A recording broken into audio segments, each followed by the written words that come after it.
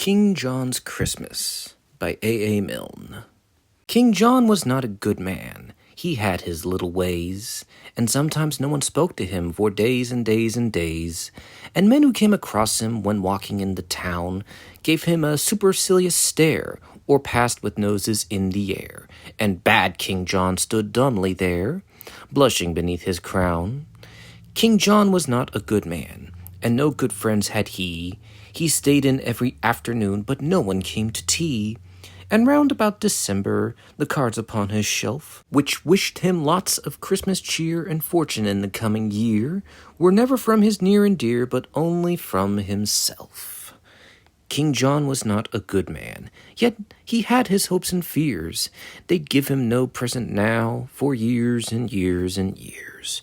But every year at Christmas, while minstrels stood about, collecting tribute from the young for all the songs they might have sung, he stole away upstairs and hung a hopeful stocking out. King John was not a good man. He lived his life aloof. Alone he thought a message out while climbing up the roof. He wrote it down and popped it against the chimney stack. To all and sundry, near and far, of Christmas in particular, And signed it not, Johannes R., but very humbly, Jack. I want some crackers and I want some candy. I think a box of chocolates would come in handy. I don't mind oranges, I do like nuts. And I should like a pocket knife that really cuts. And oh, Father Christmas, if you love me at all, bring me a big red India rubber ball. King John was not a good man. He wrote this message out, and gat him to this room again, descending by the spout. And all that night he lay there, a prey to hopes and fears. I think that's him a-coming now. Anxiety bedewed his brow. He'll bring one present anyhow, the first I had for years.